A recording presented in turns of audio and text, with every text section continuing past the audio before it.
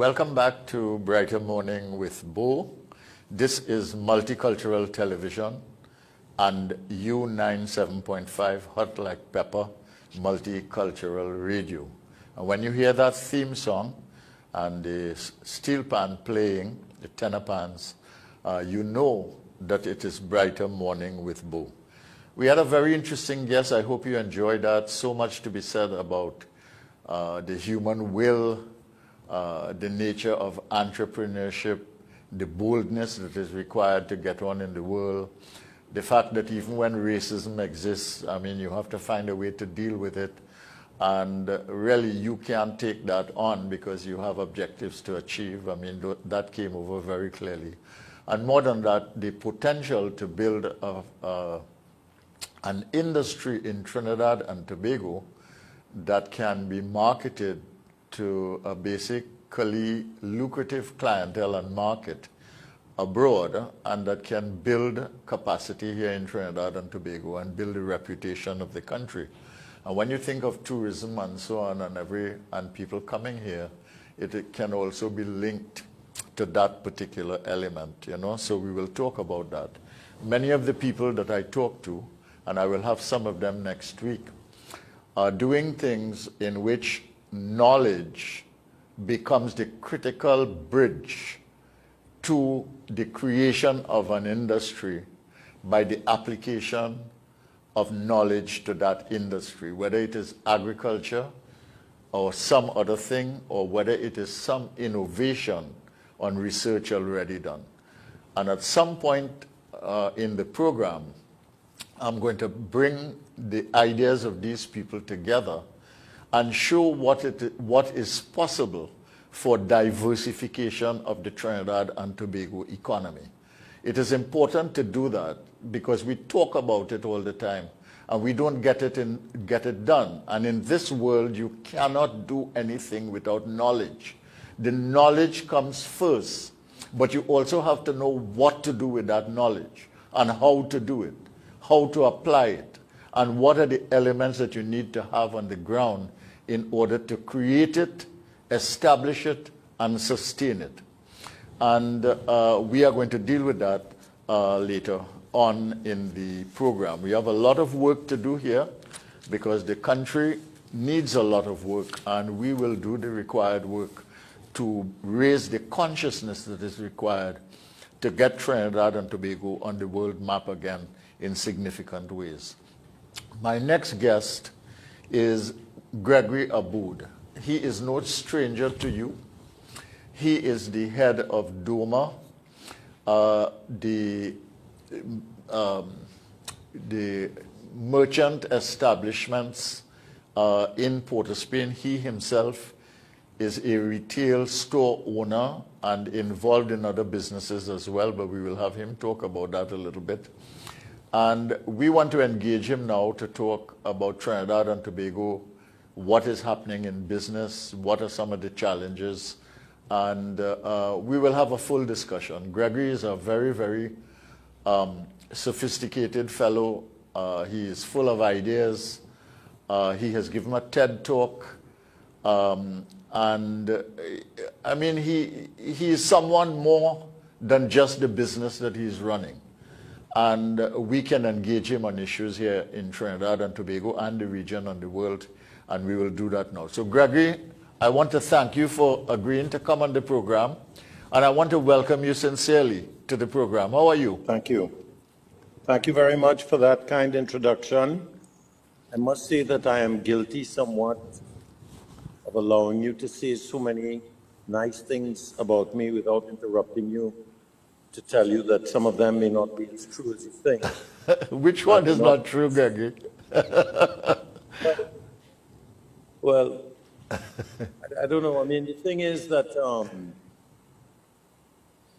I simply want to play some part to be of some use, to have lived a life which, by the way, is now in its final quadrant, really, and similar to you. I mean, we are in the winter of our lives now, really, and we have to measure the value of our lives on the basis of what we have contributed or tried to contribute. And I must say that to be completely realistic about it, despite what you refer to as my great ideas and my thinking and so on, very little has occurred, despite all of the thousands of hours of effort that many of us, including yourself, have made.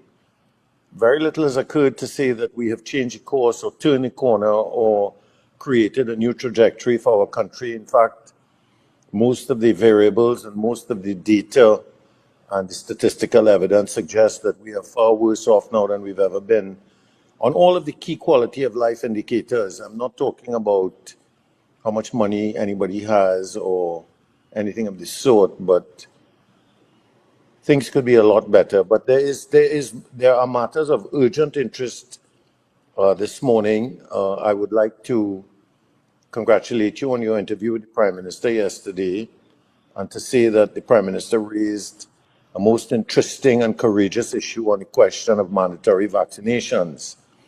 And today, at this very moment, despite all of our concerns about the trajectory for the country and the quality of life of our citizens and so on, of immediate and urgent attention should be given to the question of the mandatory vaccinations or vaccinations in general. So it is a crisis issue. I'm happy that it came up on your program yesterday. And I thought that the Prime Minister was quite courageous in his pronouncement that we'll have to keep an eye on things, and if it becomes necessary, we'll have to make vaccinations mandatory. Okay, but you stepped right into a basic but fundamental issue for Trinidad and Tobago, which is that, I mean, you talked about the fact that things have deteriorated, the quality of life issues, and when you look around, perhaps we are far worse off than we have been before.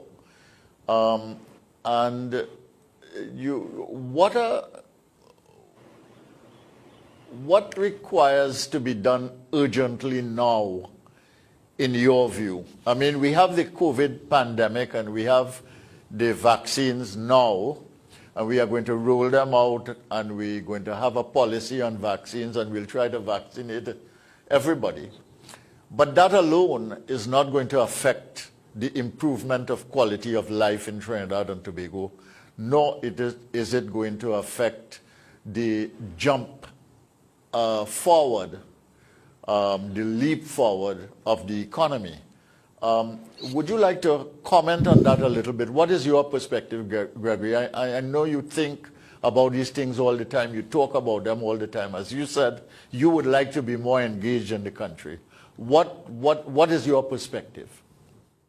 Well, specifically on the question of the vaccinations, we have great confusion at the moment because we have a number of armchair academics who have come forward to talk about the rights of individuals and the workers' rights and so on and so forth.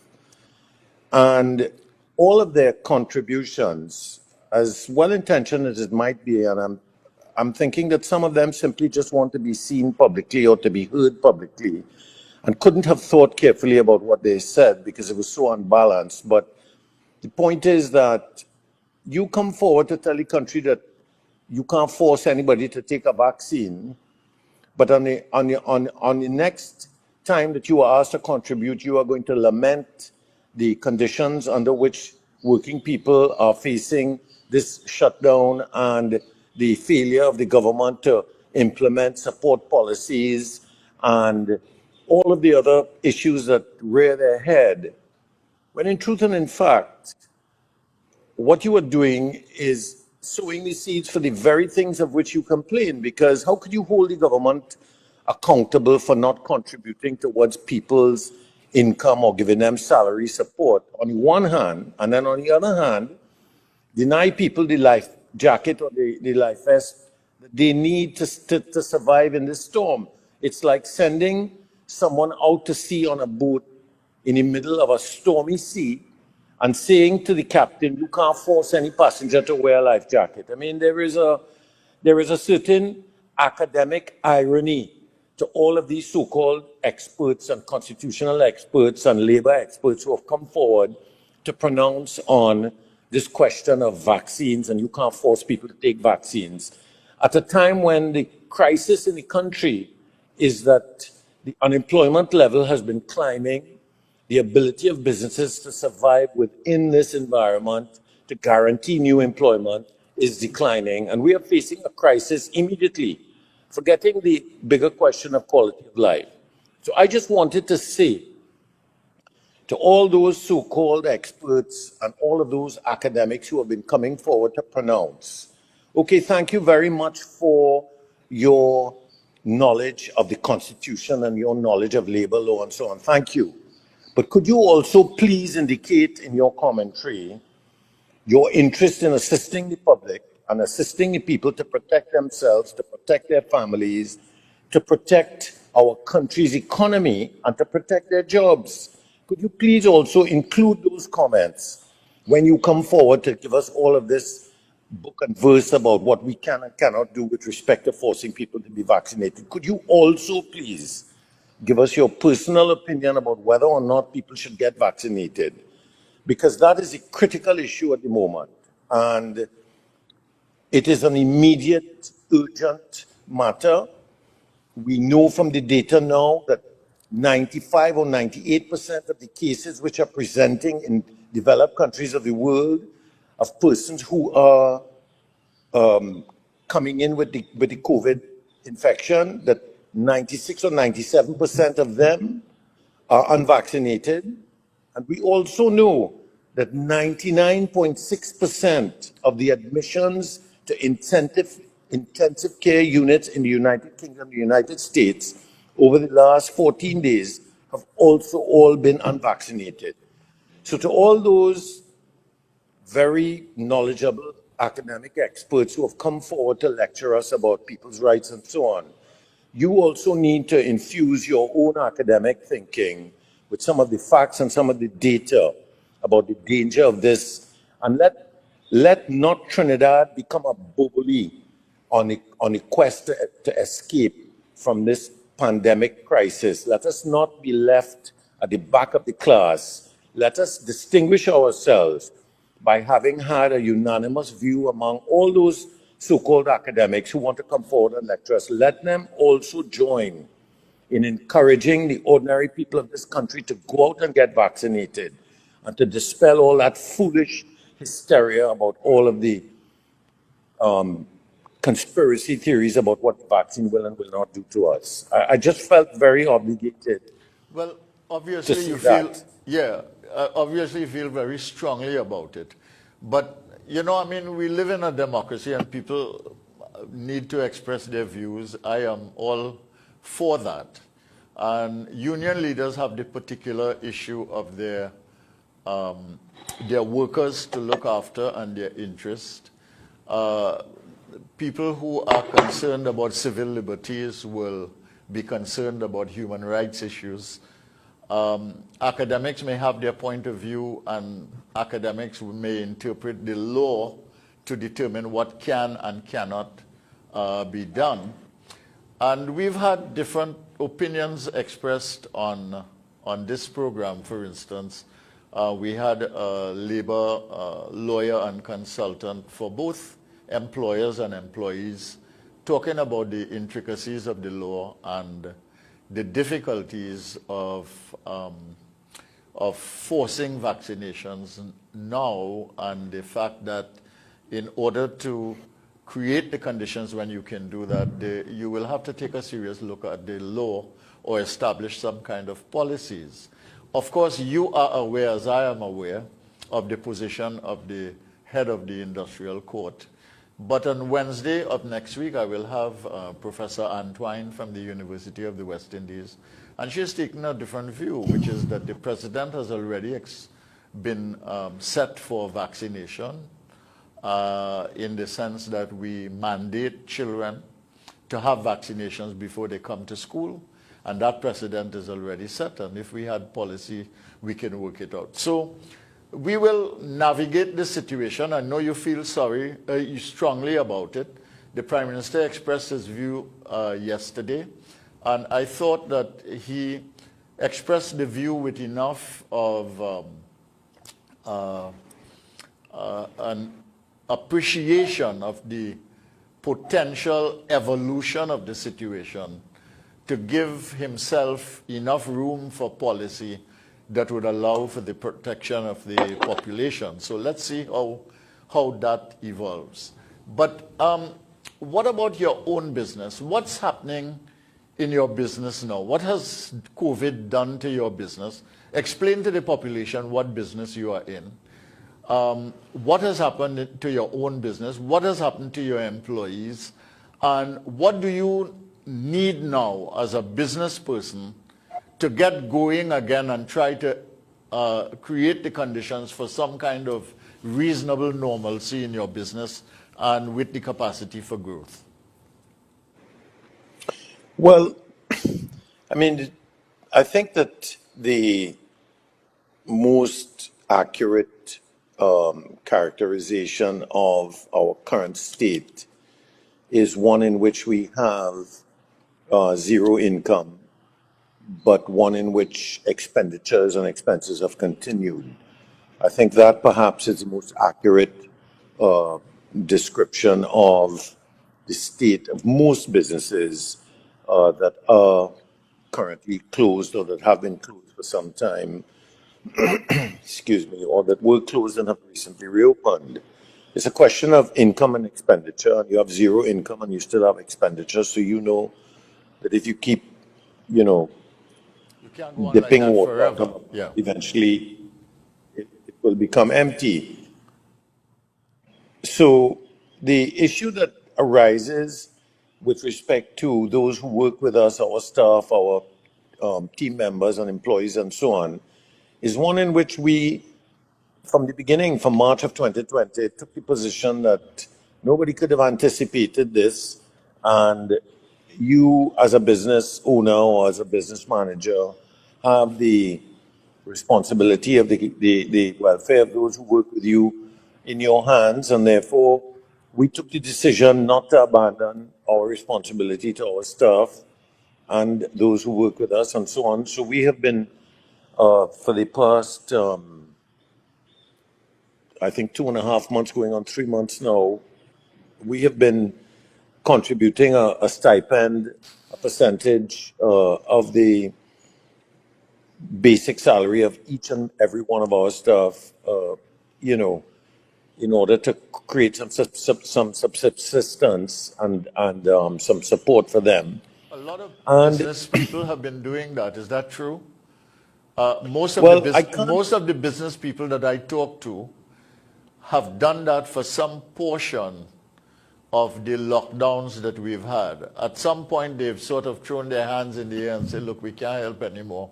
And they have done things like hampers and stuff like that. But many businesses have, in fact, supported their employees during this time. Well, yes, as far as we know, based upon the information that has come back to us, yes, the truth is that the great majority of businesses have not abandoned their staff, and we had taken a position as an association at the very beginning that it was a responsibility, and regardless of how difficult your circumstances as a business owner might be, you could be certain that those who work with you will be in more difficult circumstances. Yes.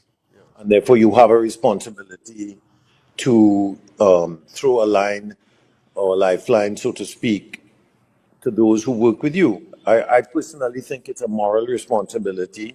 Nobody could have envisaged an event like this. I think this is a classic example of a black swan, and it just happened to us, and it has presented itself, and it is our duty, being here at this time, to do the right thing on behalf of those who work with us. Some of them have worked their whole lives with us, and some of them have helped us to become who we are.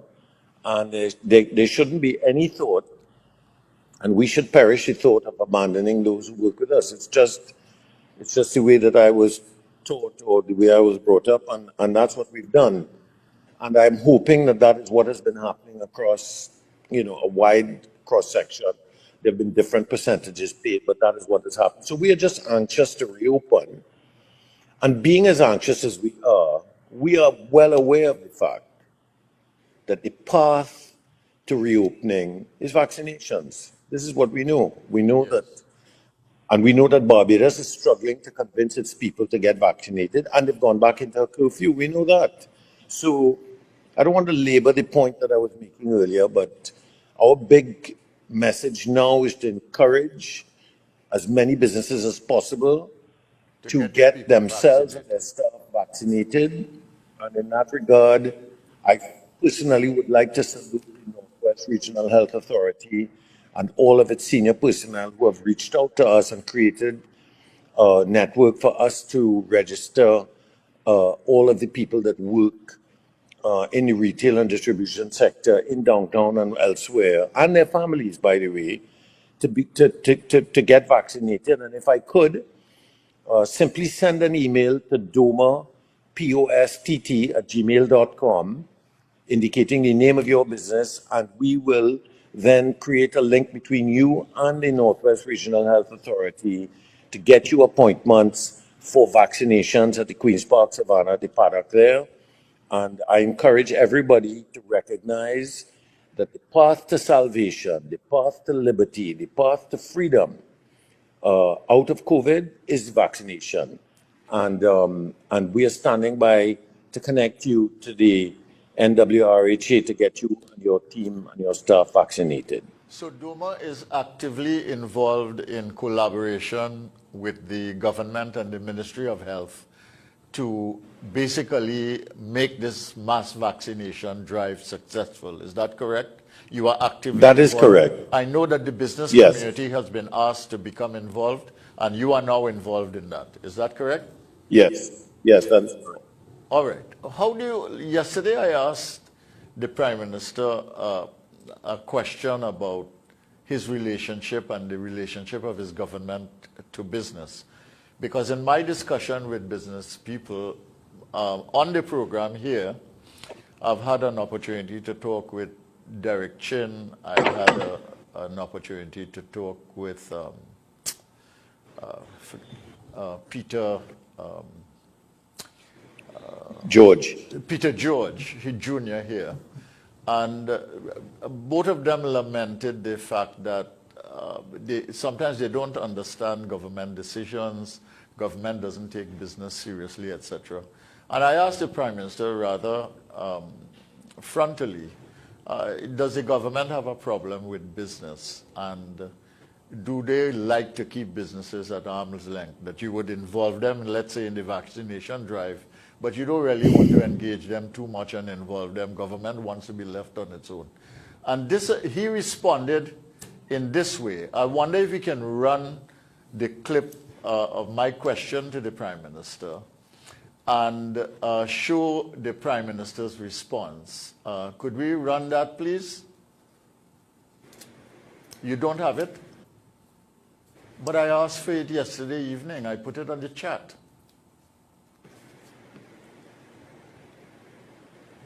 I'm sorry about that. Anyway, his response was that they are quite prepared to engage business, but business is so divided itself. You have different people expressing different views, etc.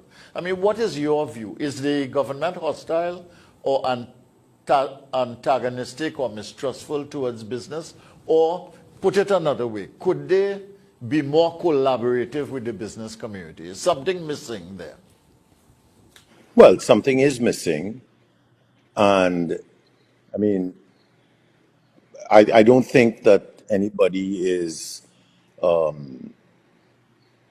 unaware of the fact that the relationship between the business community and the government is not fluid and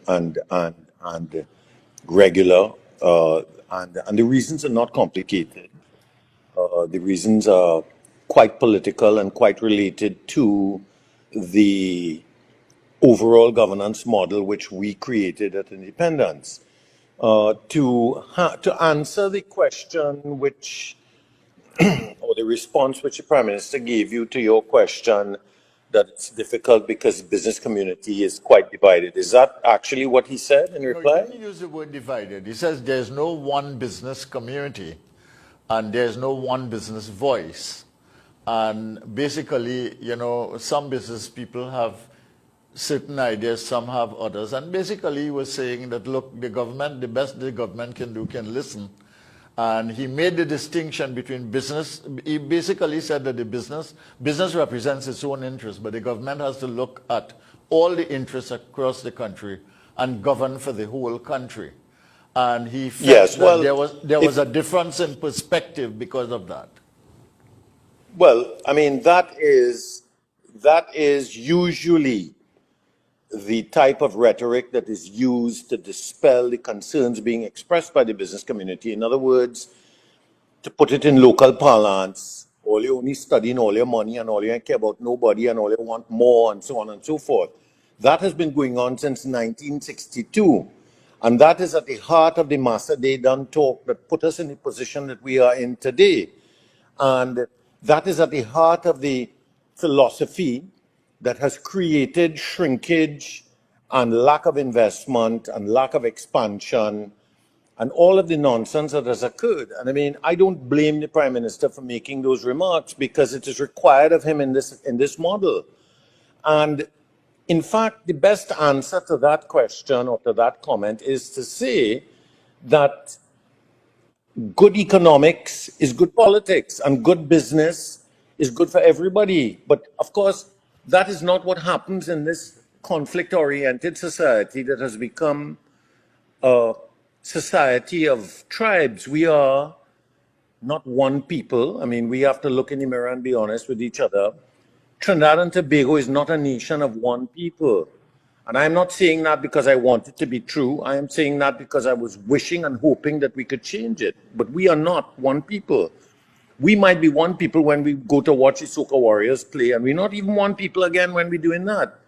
But we are not one people. We are a series of tribes. And the purpose of each tribe is to try to enhance that particular tribe and their interest against any other interest of another tribe. And so nobody is thought of as a citizen. All the talk that you see on Facebook and all the talk that you hear everybody saying, you never hear the name Trinidad and Tobago called in any of that discussion because this is about me and you and the 99% and the 1% and the anti-black and the anti-Indian and the anti-business and the anti-labor and the anti... Everything is anti. I mean, we're conflict-oriented. And politicians have used that to their advantage by categorizing and compartmentalizing each one of the subsets of the country into their group. I would like to suggest that there is unanimity among the business community that the Prime Minister and his government can engage. And the reason for that is simple. All of the businesses in this country are facing the very same problems. Apart from those persons who are connected, who could pick up the phone and call a permanent secretary or call a minister or call anybody in the cabinet, apart from those persons, everybody else is facing the identical difficult predicament across of the issues. Every business group, every business owner is facing the identical problems, identical issues, and therefore there is a great unanimous view that you will hear spoken by most business people about its relationship with it, and that is because the government, according to Dr. Williams' philosophy of wanting to control the commanding heights of the economy, has done exactly that and is the biggest part of the economy. And therefore, everything and anything that happens has to happen through the government.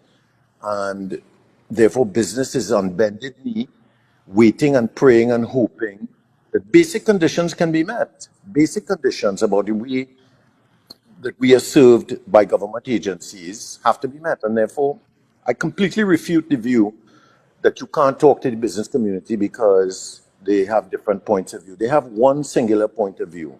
This is a very inefficient, ineffective society that needs to become more efficient if you want to save jobs, and that needs to infuse its decision-making and its thinking with the view that if business survives, everybody survives. And if business fails, everybody is going to be eating gravel and rice in the same plate.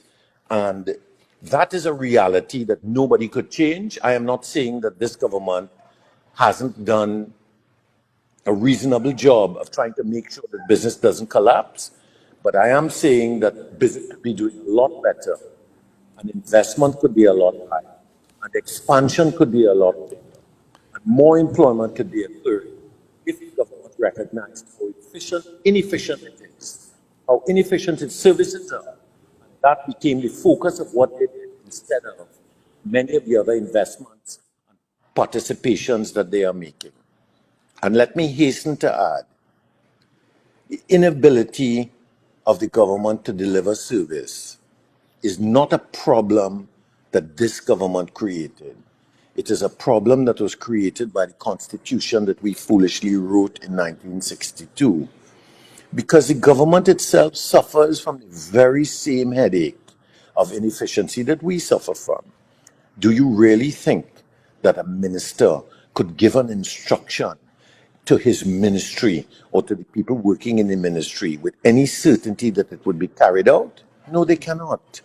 And government ministers behind closed doors will freely admit that they have been disappointed and let down constantly. And as a matter of fact, it's much worse than that, Dr. Tiwari, because let me tell you what will also occur. One government or one party will be in power today, and people will come to work in a particular ministry today. And tomorrow, a new government will come into office. And the people that were appointed by the previous regime will still be in the ministry. And you know what those people will more than likely do? They will work to make it difficult for the government of the day to do its job. So not only can the government, because of all this service commission law and all of this foolish constitutional provisions that we made about the public service, not only can the government and the ministers not obligate the people in the ministry to do what they want or to serve the public the way they want, but there are actually people in the ministry, who will work against that. And that is why oftentimes you find sensitive information about government ministers being leaked into the public domain about their business or where they travel to or what car they bought and all of that, because there are in the ministry persons who are working against the government. And I am not saying or supporting the idea that any government minister should be buying $1 million cars at a time like this, but I am saying that the reason that information came out is because in that particular ministry may be persons who are loyal to the regime that appointed them and not loyal to the government of the day. And you can't run a country like that, Dr. Tiwari, and that is why we are in this mess.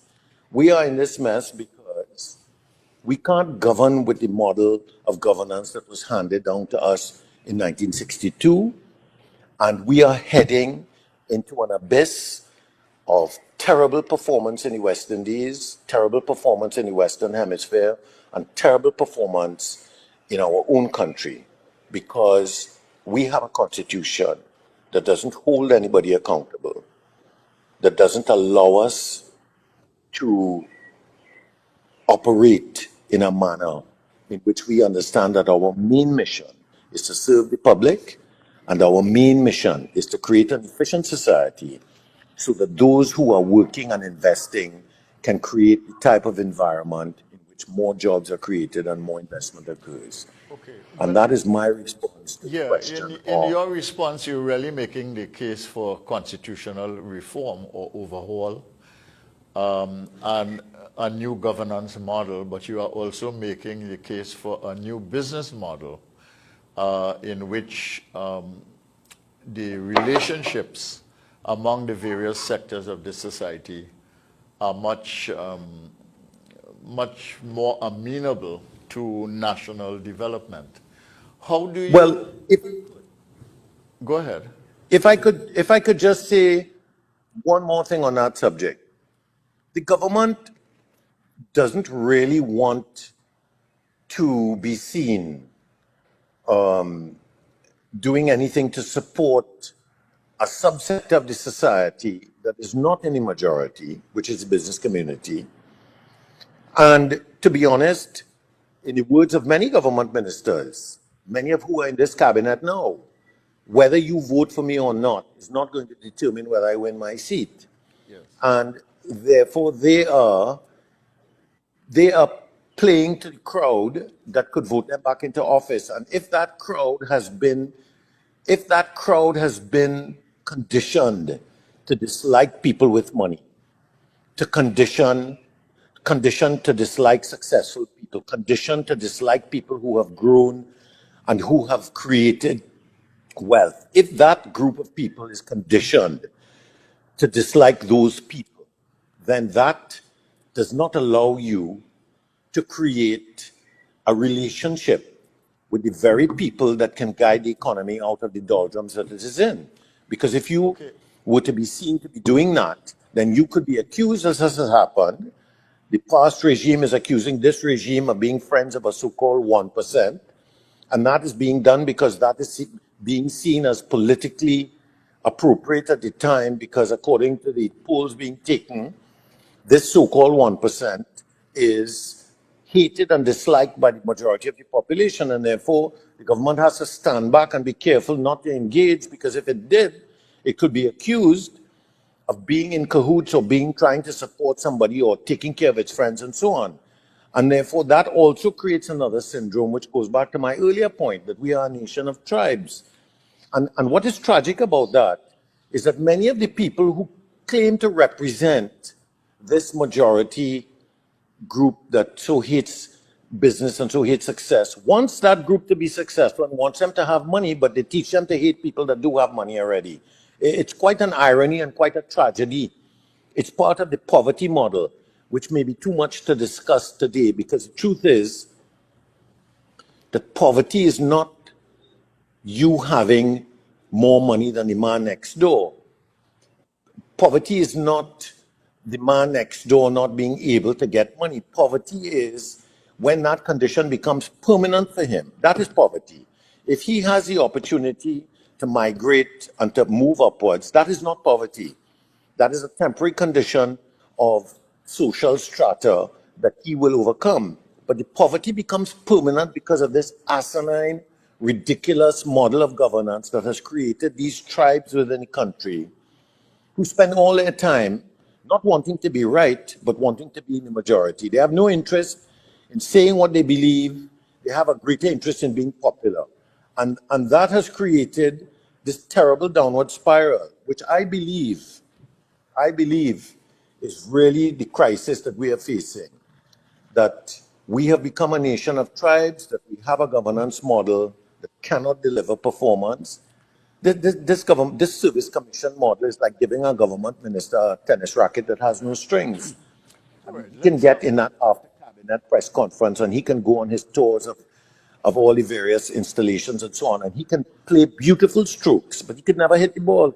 He could never hit that ball over the net or score any points, because he has nobody in his team. He has a permanent secretary and a couple of people who will do what he says if he micromanages them.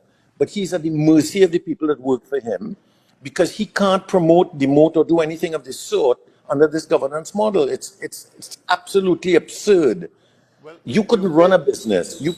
You've made the case for constitution reform. We could explore that at some other point. You've made the case for a different business model. I think you, prior to this part of your conversation, you were really making the case for a reform of the political system and the way the political party system is rooted, and absolutely, and the extent to which populism becomes the dominant ideology regardless of what a political party says, because populism is the way to the hearts and minds of the majority of voters. So I mean these are very big things to discuss, and I intend to discuss such things in the program as we go on. But I want to ask you something. You raised the issue of 1%. Many would consider you a member of the 1%. How do you feel when people refer to you like that?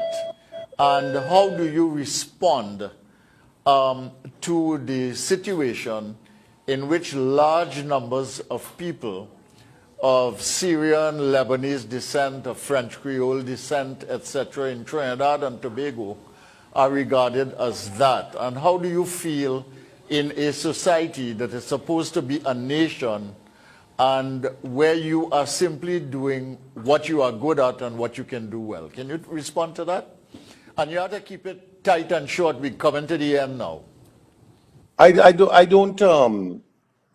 have a problem responding to it. Obviously, it is something that has Well, look, occupied I'm my not afraid to ask the questions. Sorry? I say I am not afraid to ask the questions. And No, I am not afraid to, No, I and am you not have, afraid. you have the freedom to answer. Of course, I have no problem with answering it. I mean, I recognize that it is a hateful comment. I recognize that it might even be considered racist.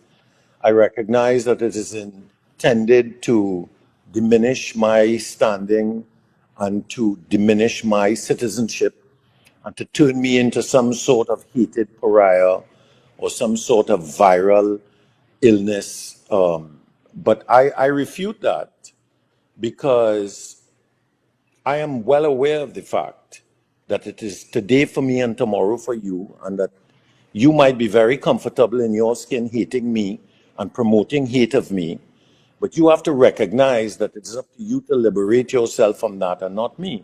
I am focused on my mission, which is to work in my business, work in my family, support the people that depend upon me, and try to contribute towards my country, because I don't think that there is any greater calling in life than that of being supportive of your country. But of course, I could add quickly that all those tribal people that want to hate me and want to categorize me and want to pull me down because of my ethnicity never talk about Trinidad and Tobago. They only talk about themselves and what I am supposedly, or I am supposed to have done to them, and never take responsibility for their own condition. Never take responsibility, and are taught, according to Lloyd Bess, the philosophy of victimhood. Lloyd Bess was of the view that victimhood was being taught at the University of the West Indies. He told me that victimhood is being taught at the tertiary level to the extent that people come out of there expecting somebody to owe them something. And he told me that that was one of the greatest dangers facing our country and our region, was that philosophy of victimhood. So all of that is at work in that 1% talk. Are there people who don't care? Or as I said in my TED talk, people that have no conscience? Of course there are. There are people in all categories of citizenship that have no conscience, that don't care about anybody but themselves. And there are people within my own community that perhaps could be ascribed with that value as well. I am not here to defend them. I am here to point out that my credibility is based upon my recognition of the fact that there are, in all strata, not only the community that have the honor to come from, and the community that imbued me with the values that I have used to be thinking when other people are sleeping and to be working when other people are playing.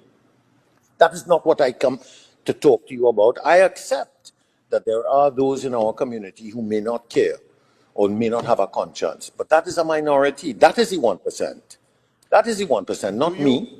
Do and you not think the other, that, do you and may I think, also hasten, can I hasten to add that a lot of the very people that are spewing that hateful racist talk about 1%, who mean to demean my citizenship and appreciate my value as a citizen of this country, those are the people that cry foul when they are a minority in another country and they go there to complain and bitch about the fact that they are being discriminated against. They come here where they are in a majority and discriminate against me. all right, do you think that we need to have a serious conversation about some of the issues that you've raised? I mean, in a climate of conversation, really, the constitutional issue, all right, the business model issue, the political party issue, the populism issue, the 1% divide issue.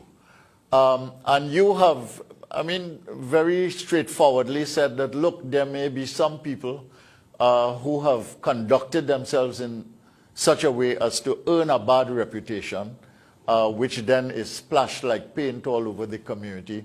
But the majority of people want to belong to Trinidad and Tobago and to contribute. Do we need to have a discussion, in addition to those things that I mentioned, about the sociology of the place, the nature of the society, and what kind of society we are, what we stand for, what are our values, and what do we need to do to go forward to create more and more opportunity for more and more people in this society? Is that a legitimate route for this society? Can we, do you think that that is something that would be of value? Sorry, I missed the question. I'd lost the link for a second. Okay, it's going to be hard to repeat that again. But basically, I'm saying, do we need a conversation about not only constitution and business model, populist politics, political party system, but also about the sociology of the place and the way you get society to cohere and the way you build a nation? Well, I would like to suggest that the two are connected, because the truth is that the ordinary people or the people of lesser means in this society are being poorly served. There's no doubt about the fact that they are being poorly served, and that they do have a legitimate reason to complain when they are standing on the side of the road waiting for a bus that never comes, and you pass them in your Range Rover or your Jaguar. Those people have a reason to feel aggrieved, and dealing with their condition and their complaint is part of the way to heal this hateful dialogue that takes place between the tribes in our country. If we were to address that, and that is why the governance model question is so relevant, because as I asked in the TED Talk, you have so many members of the Senate appointed by the government and so many members appointed by the opposition. In other words, I think it's 16 appointed by the government and 7 or 8 appointed by the opposition. And then you have 11 independent senators who are appointed by Her Excellency the President. Yeah, and their appointment, sorry? It's 16 and 6. 16 government senators, 6 opposition, and 11 independents appointed by Her Excellency the President, who have been appointed to protect the public's interest, or to seek the public's interest, I think is a phrase that is used. So the question is very uncomplicated. If those 11 independent senators have been appointed to protect and seek the public's interest, who are the other 22 protecting? The 16 government and 6 opposition senators. Who in heaven's name are they there to seek the interest of who? Not of the public, because then why would you need 11 independents? They are there to seek their party's interest, and that is what is wrong with the Constitution. We elect parliamentarians and we appoint senators to protect the party's interest and not the people's interest. Those parliamentarians and those senators do not go there. If the Prime Minister or the Cabinet were to say we are building a highway to Tamana, and the people of Tamana, through their MP, are not happy, they go to the MP and they say that's going to destroy farmland, it's going to do this, it's going to do that. Do you really think that that MP could go back to the Cabinet and say, I am not supporting this? He would lose his job immediately. He would become a backbencher, he would lose his credit card, his car, his ministry, his travel expense, his living expense, he would lose everything. He has to toe the line, and that is what is wrong with the Constitution. All right, we're going to have to stop there, Gregory, because we've reached 8 o'clock. We've actually passed it. I want to thank you for coming on and speaking freely. You had the time and the opportunity to speak freely. There are many, many other things I wanted to probe with you, but we didn't have the time, maybe another time. And I want to say good morning to my listeners. I hope you have a beautiful day today. 97.5 FM and MCTV, Multicultural TV. This is Brighter Morning with Bhoe, and we now hand over to Chanel for the news. Thank you.